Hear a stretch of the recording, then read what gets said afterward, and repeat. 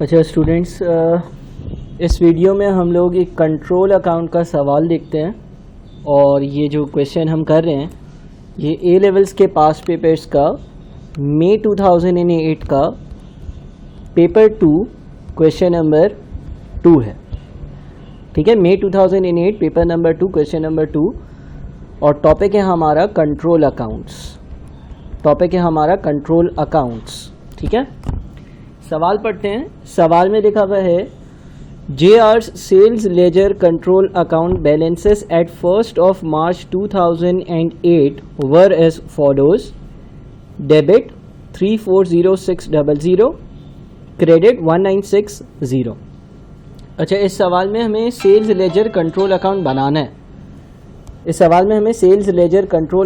बनाना है। ठीक है, तो सेल्स लेजर कंट्रोल अकाउंट का फॉर्मेट आप सबको मालूम होगा। सेल्स लेजर कंट्रोल अकाउंट जब हम बनाते हैं, जिसका नाम टोटल रिसीवेबल्स या टोटल डेटर्स अकाउंट भी है, हम टॉप पे लिखेंगे सेल्स लेजर कंट्रोल अकाउंट। ठीक है, और 2008 यहाँ पर डेट लिख देंगे, डॉलर में सारी अमाउंट्स है 2008 और डॉलर्स। अच्छा, डेबिट साइड का बैलेंस जो है ना वो 340600 है, तो हम यहाँ पर लिखेंगे 1 मार्च इसलिए लिखा क्योंकि ये 1 मार्च के बैलेंसेस हैं, और 1 मार्च पर यहाँ पर बैलेंस ब्रॉट डाउन लिख देंगे, और जो बैलेंस ब्रॉट डाउन का अमाउंट होगा वो है 340600। अच्छा, 2008 का एक क्रेडिट बैलेंस भी है 1960 का, तो हम यहाँ पर 1st of March लिखेंगे, हम यहाँ पर बैलेंस ब्रॉट डाउन लिखेंगे और हम साथ में लिख देंगे 1960। ठीक है, इसके बाद लिखा हुआ है ड्यूरिंग मार्च 2008 मार्च में क्या हुआ, the following transactions took place. कुछ ट्रांजेक्शन्स हुई और ये सारी ट्रांजेक्शन्स दी हुई हैं। ठीक है, फिर additional information for the month of March 2008, कुछ एडिशनल इन्फॉर्मेशंस दी हुई हैं 1 2 3 4। ठीक है, अच्छा, हमें सेल्स लेजर कंट्रोल अकाउंट बनाना है, ये याद रहे। ठीक है ना, अब sales ledger control account is total receivables account, और आपको मैं एज्यूम कर रहा हूँ ये सवाल सॉल्व करते वक्त कंट्रोल अकाउंट से रिलेवेंट सारी नॉलेज आप लोगों के पास मौजूद है।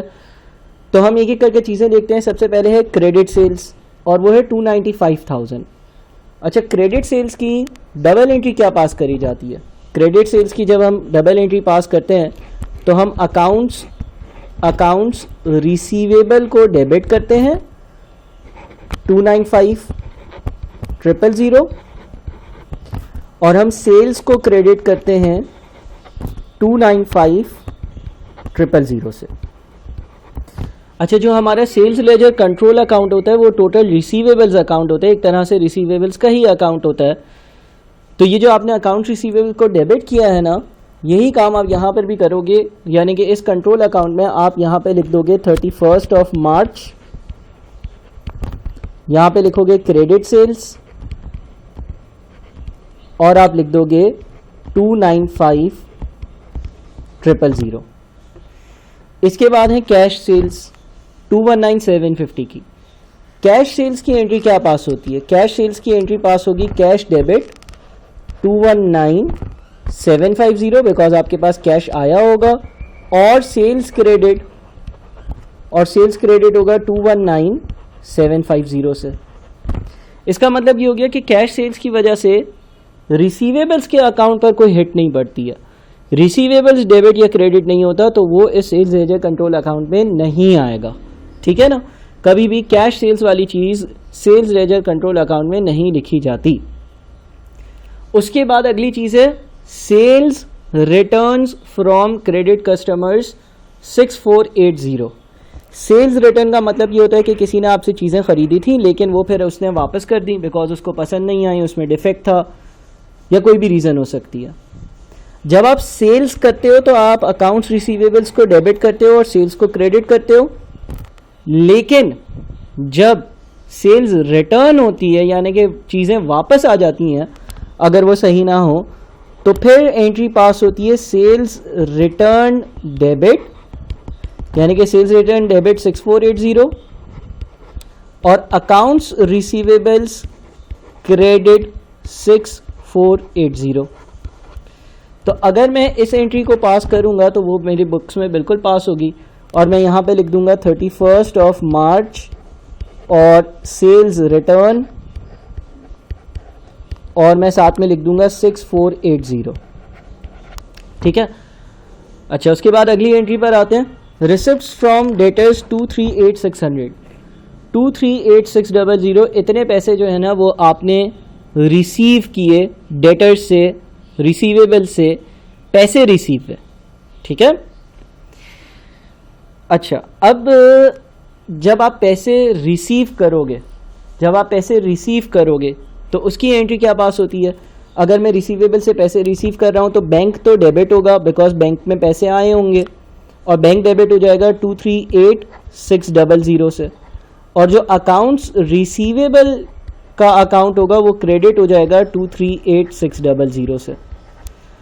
यानी कि ये भी हम यहाँ पर रिकॉर्ड करेंगे, हम लिखेंगे 31 ऑफ मार्च 2008 और हम लिख देंगे बैंक, बिकॉज बैंक डेबिट हुआ है, अकाउंट्स रिसीवेबल क्रेडिट हुआ है, और यहाँ पे लिख देंगे 238600। इसके बाद अगली एंट्री है डिस्काउंट्स अलाउड 3500। आपने किसी को डिस्काउंट अलाउ किया, आपने किसी को डिस्काउंट दिया, डिस्काउंट आपके लिए एक्सपेंस है बिकॉज आप किसी को डिस्काउंट दे रहे हो, और डिस्काउंट अलाउड की डबल एंट्री होती है डिस्काउंट अलाउड डेबिट 3500 और अकाउंट्स रिसीवेबल क्रेडिट 3500। तो डेफिनेट सी बात है वो भी मैं सेल्स लेजर कंट्रोल अकाउंट में रिकॉर्ड करूंगा, और सेल्स लेजर कंट्रोल अकाउंट में मैं यहाँ पे लिख दूंगा 31 ऑफ मार्च और मैं लिख दूंगा डिस्काउंट अलाउड और मैं लिख दूंगा 3500। ठीक है। अच्छा, इसके बाद कुछ एडिशनल इंफॉर्मेशन है, देखते हैं कि क्या है। पहली एडिशनल इंफॉर्मेशन लिखी हुई है, the receipts from debtors included. Receipt from debtors का क्या मतलब है? रिसिप्ट फ्रॉम डेटर्स का मतलब है कि ये वाली amount 238600। Receipt from debtors included a cheque for $3600। इसमें $3600 का एक चेक शामिल था, यानी कि ये जो आपने बैंक डेबिट और अकाउंट्स रिसीवेबल्स क्रेडिट किया है 238600, इसमें एक 3600 का ऐसा चेक शामिल था जिसके बारे में लिखा हुआ है in full settlement of a debt of 3800। किसी ने 3800 रुपये की आपसे चीज़ें ली थी और उसने आपको 3600 रुपये का चेक दिया था। ठीक है। इसका मतलब ये हो गया कि ये जो भी बंदा था, शायद हुआ ऐसा कि इससे 3800 लेने थे, मैंने इसको बोला तुम एक काम करो, मुझे 3600 का चेक दे दो, मैं 200 रुपये तुम्हें डिस्काउंट दे देता हूँ, मैं 200 रुपये तुम्हें डिस्काउंट दे देता हूँ, 200 रुपये तुम्हारे माफ़ कर देता हूँ। और अगर मैंने इस बंदे को डिस्काउंट दिया होगा, ज़ाहिर दिया ही होगा, 3800 के बजाय वो मुझे 3600 पे कर रहा है, तो मैंने उससे 3600 ले लिए और 200 का डिस्काउंट दिया, तो वो डिस्काउंट इसमें शामिल होगा 3500 में। आगे लिखा हुआ है this was returned by the bank on 28 March marked insufficient funds. अब देखो, मेरे पास जब चेक आता है वो चेक मैं बैंक में जाकर जमा करवा देता हूँ। बैंक मुझे बोलता है ठीक है $3600 का चेक है, आप 3-4 दिन बाद चेक करना, अपने अकाउंट का बैलेंस वो इंक्रीज़ हो जाएगा, हम इस चेक को क्लियर कर देंगे और आपके अकाउंट में पैसे ऐड कर देंगे। लेकिन कभी कभार ऐसा होता है कि चेक जो है ना वो कोई दे देता है हमें और उसके अकाउंट में पैसे ही नहीं होते कि उसके अकाउंट से बैंक निकाल कर हमारे अकाउंट में डाले। तो ऐसा ही कुछ हुआ, कुछ दिनों बाद बैंक ने मुझे फ़ोन किया और फ़ोन कर बोला ओ भाई इसके अकाउंट में तो बैलेंस ही नहीं है, पैसे ही नहीं है, हम आपको कैसे 3600 रुपये दें। आपने $3800 लेने थे, आपने उसको बोला 200 रुपये तुम्हारे माफ़ कर रहा हूँ, 200 का डिस्काउंट दिया, इसमें शामिल था, $3600 का मुझे चेक दे दो, उसने चेक दे दिया। मैंने चेक बैंक में जमा करवा दिया, बैंक में जमा करवा दिया तो मैंने बैंक डेबिट कर दिया, अकाउंट रिसीवेबल्स क्रेडिट भी कर दिया। कुछ दिनों बाद ऐसा पता चला कि इसके अकाउंट में तो पैसे ही नहीं थे। तो इसका मतलब ये हो गया कि मैं इसको कॉल कर बोलूँगा तुम्हारे अकाउंट में बैलेंस नहीं है, मेरे पास 3600 रुपये आए नहीं है, मैंने bank debit account receivables credit कर दिया था तुम्हारे कहने पर कि बैंक में पैसा आ जाएगा और तुम्हारा बैलेंस कम कर दिया था, लेकिन अब मैं उन चीज़ों को रिवर्स कर रहा हूँ, तुम मुझे पैसे दोगे।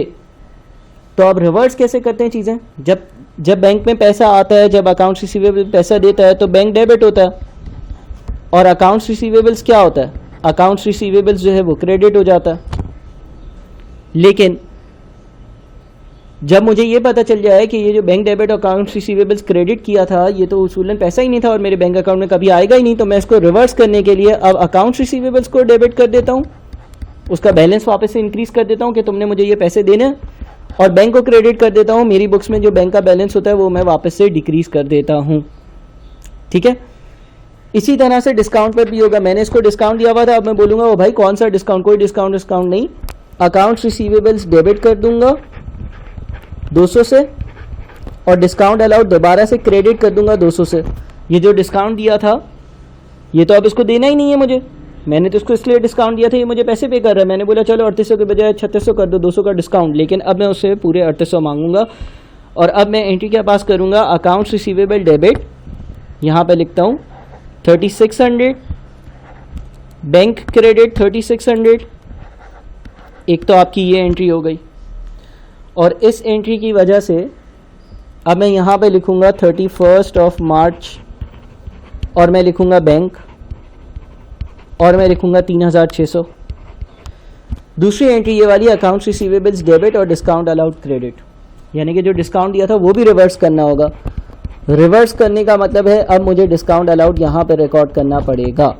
यहाँ पर इसलिए रिकॉर्ड करना पड़ेगा क्योंकि मैंने क्या किया था, मैंने यहाँ पर रिकॉर्ड किया हुआ था, क्रेडिट साइड पर 3500 किया हुआ था, तो मैं जब डेबिट साइड पर 200 कर दूंगा तो नेट इम्पैक्ट क्या आएगा, नेट इम्पैक्ट आ जाएगा 3300 का क्रेडिट। ठीक है, तो ये पहली ट्रांजैक्शन हो गई। अच्छा, अब दूसरी ट्रांजैक्शन पर आते हैं। दूसरी ट्रांजैक्शन में लिखा हुआ है Eva, Little and J R both buy from and sell to each other. Eva, Little और जे आर एक दूसरे से चीज़ें खरीदते भी हैं, बेचते भी हैं। At 31st March 2008, Eva owed JR $5,000 and JR owed $8,600 to Eva. They agreed to offset the balances, the net amount being payable by JR on 31st March 2008. ठीक है, देखो कभी कभार ऐसा होता है कि मैं किसी से चीज़ें ख़रीद भी रहा होता हूँ और उसको चीज़ें बेच भी रहा होता हूँ, और ऐसा इन दोनों के बीच में केस है, और इसको हम क्या कहते हैं, इसको हम कॉन्ट्रा एंट्री कहते हैं, जिसको मैंने ज़रा डिटेल में अलग वीडियो लेक्चर में डिस्कस किया है। कॉन्ट्रा एंट्री कहते हैं। ठीक है, और कॉन्ट्रा एंट्री पास किससे होती है, लोअर अमाउंट से पास होती है, यानी कि इन दोनों में से जो लोअर अमाउंट होगा उससे पास होगी, और इन दोनों में से जो लोअर अमाउंट है वो है 5000। एंट्री क्या पास होगी, एंट्री पास हो जाती है हमारी purchase ledger control account debit 5000, sales ledger control account credit 5000, और इसको मैंने सेपरेटली एक वीडियो लेक्चर में डिस्कस भी किया हुआ है, उससे आप पहले ज़रूर देखो। और फिर इस सवाल को करने के लिए आना, हमें सेल्स लेजर कंट्रोल अकाउंट बनाना है। अगर हमें सेल्स लेजर कंट्रोल अकाउंट बनाना है तो हम यहाँ पे लिख देंगे 31 मार्च, यहाँ पे लिखेंगे हम Contra, purchase ledger control account भी लिख सकते हैं, और लिख देंगे 5000। ठीक है, ये भी हो गया। अच्छा, उसके बाद अगला है it was agreed that a debt of $2300 from Alice Springs was bad and it is to be written off. Bad debt की एंट्री पास करनी है। बेड डेट की एंट्री क्या पास होती है, bed date expense debit. Bed debt की entry क्या पास होती है, बेड डेट्स एक्सपेंस डेबिट 2300, और अकाउंट्स रिसीवेबल्स क्या होते हैं, अकाउंट्स रिसीवेबल्स क्रेडिट कितना 2300। तो अगर अब मैं बेड डेट्स की एंट्री पास करूंगा, bed date expense debit accounts receivable credit, मैं यहाँ से कुछ इन्फॉर्मेशन मिटा देता हूँ जगह क्लियर करने के लिए। यहाँ पर एक और वैल्यू आएगी 31 मार्च बेड डेट्स, और बेड डेट्स का जो अमाउंट था वो 2300 था। ठीक है, उसके बाद the total credit balances in the sales ledger account at 31st of March 2008 were 8340। इतना क्रेडिट बैलेंस था, इतना क्रेडिट बैलेंस था 31 मार्च को। क्रेडिट बैलेंस का मतलब ये है कि इसका ब्रॉड डाउन इतना क्रेडिट था, इसका ब्रॉड डाउन इतना क्रेडिट था। तो अगर ब्रॉड डाउन क्रेडिट था तो कैरी डाउन क्या होगा, डेबिट होगा। यानी कि यहाँ पर बैलेंस कैरी डाउन लिखेंगे 8340, जो डेबिट पे कैरी डाउन लिखा जाता है वो इफेक्टिवली बैलेंस ब्रॉड डाउन कितना बनता है 8340।